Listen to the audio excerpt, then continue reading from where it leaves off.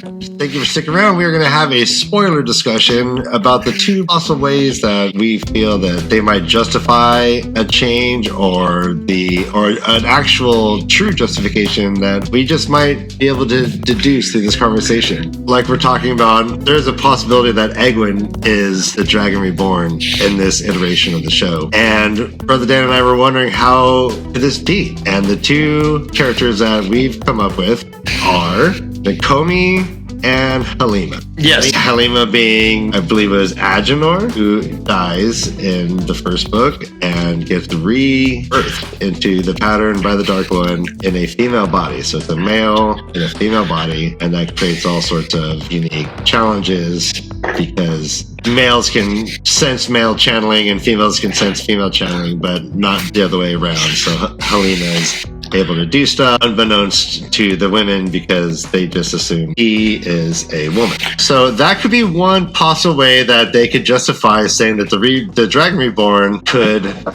be a male or female character. And that's what we just learned in the sneak peek trailer. This would be a confusing twist, but I don't put them past it to have a gender switch within the archetype of a male channeler. But I also question why Moiraine would know this right off the bat, unless the actual prophecy itself is adapted to be gender neutral in its presentation. As it is in the book, it is a male boy who is born on the slopes of Dragonmount. He is born, but if this is more nuanced, then we can certainly have the prophecy include the fact that we might have a female embody the soul of the Dragon Reborn itself. However, the dichotomy we have is what Robert Jordan has set up. We have two separate sources of the one power. We have Saidin and Saidar. And the female half is safe. The male half is unsafe. And this is what the original dragon, Lews Therin Teramon, actually was called Kinslayer because he went nuts and he killed all his family and everyone he loved. This is part of the lore of the dragon. The dragon is a Kinslayer because of the taint or the corruption on the male part of the one power. Well, could it be that as Rand has Lews Therin's voice in his head early on, if it were to be Egwene would have the same voice, would just have Lews Therin's voice in her head. And that very fact that she is the lineage of this particular archetype, let's say, it could be that she is also at risk of going mad, just like Rand was at risk of going mad. So they don't even need to get into it doesn't need like that. It'll be more schizophrenic type of thing. Yeah. All right. So. Yeah, Ryan, your second point is Nakomi. And Nakomi, while she does present in the books as being female, is also somewhat otherworldly. And I can see her form and shape shifting pretty at will, if you will. And with that in mind, I can see Nakomi being somewhat of an example of what a prior Dragon Reborn could be in a female form. Nakomi's an enigma, and I don't really know how to classify her or them, but that's the only other hook that I could hang my hat on is the fact that we have this otherworldly person in Nakomi. Who has magic very similar to, again, super spoilers, she seems to have magic abilities that are reminiscent to Rand lighting the and it seems, and if it would make sense that in a world of balance that there is a female like archetypal godhead who was able to transcend human suffering and human boundaries, such as like Rand was able to do kind of when he turned into like Andi Rand at the end there, right? He was able to like, I always thought of that as like a spiritual transcendent of a sort, that where he is able to, you know, like in Hindu philosophy, like become like a bodhisattva, a human incarnation that it is also a godhead. So it would make sense. Right, but there was no suggestion that he would ever switch gender at all either, though. But we don't see it outside of the realm of possibility. So he went from his body to Morden. Could he have gone from his body to Swan Sanche, or his body to Nynaeve, or that's a very good question. That's not the point I was thinking of. Yeah, sorry. I was thinking of like the story of Nakomi would be like another epic 15-book series of a woman who raises to great strength and power and saves the world, but was able to also go through the spiritual journey that like Rand was able to go through, which gave him the fortitude, the resiliency, the mental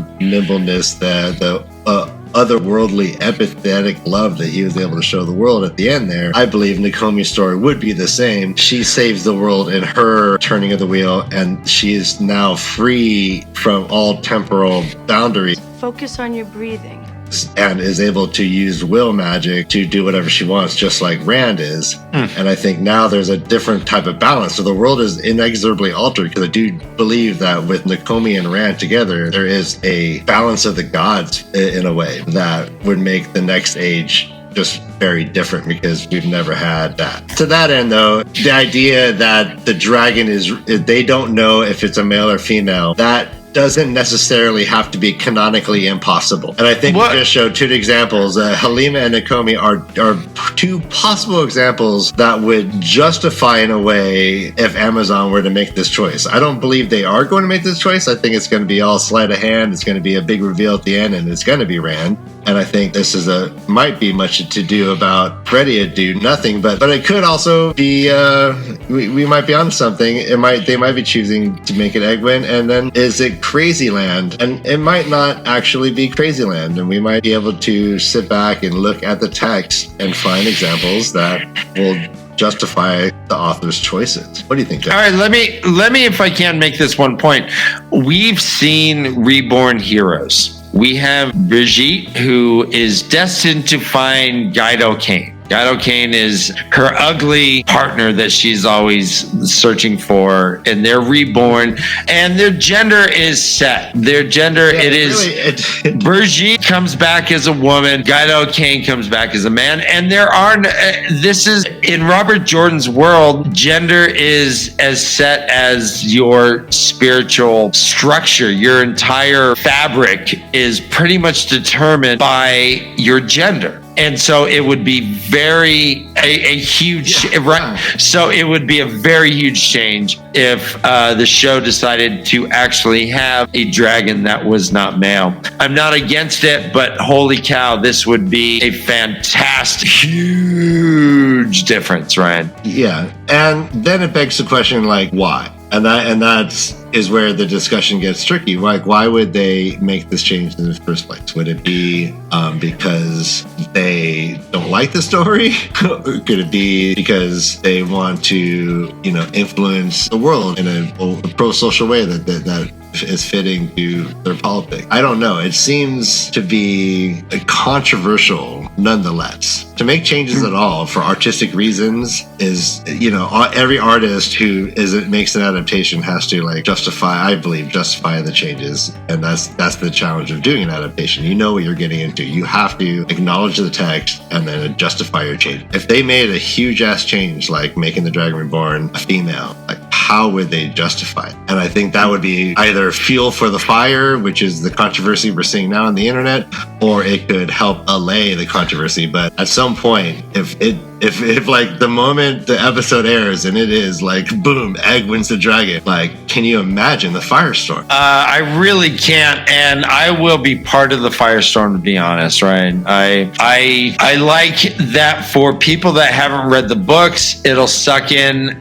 the character narrative for all 5 of the main Edmund Fielders. But overall, I think you have to. The way the story is written is Rand is the dragon reborn, and this becomes clear pretty early on. And if this is the amount of changes that are going to be made, this is a pretty hard pill to swallow. I'm hoping it's just to add mystique and some sort of mystery for people who are not aware of the books. But for people that are aware of the books, this is, again, going to be a pretty hard pill to swallow. The entire world is built on the dichotomy between the power of male and female, with the male half having the avatar of the dragon coming. And gosh, this change might be hard for me to take personally, if that's what it is. Yeah, so I think we're in a consensus. It seems clear that there's going to be a mystery around whether it's one of the 5 characters. The prophecy is clearly going to be changed to make it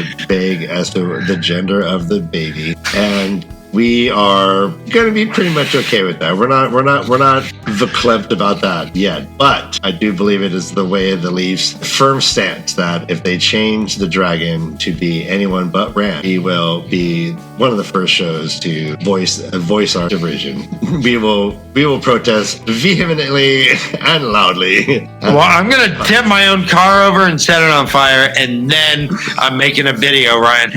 all my Wheel of Time memorabilia, I'm going to light it on fire like LeBron James's jersey when he left Cleveland. Yep. That's exactly. And when Freddie, and all my Freddie Adu jerseys, I'll just kidding. What? That's like your 4th Freddie Adu joke, Ryan. I mean, I'm fine with 1 or 2. All right, yeah. So I might kick a dead horse, but have you seen Freddie Adu kick a dead horse? Holy shit! He bends it like Beckham.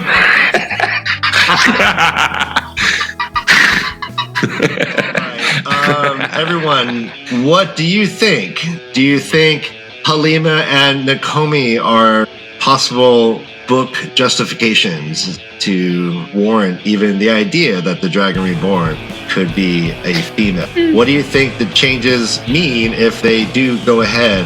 What do you guys think? All right, guys. So let us know what you think. Let us know in the comments. Like and subscribe. And until Amazon treats us with another sneak peek, we are the way of the Leaf. And peace out. I love you and I'm proud of you. Bye. Run for your lives. Yeah. This is the way of the Leaf.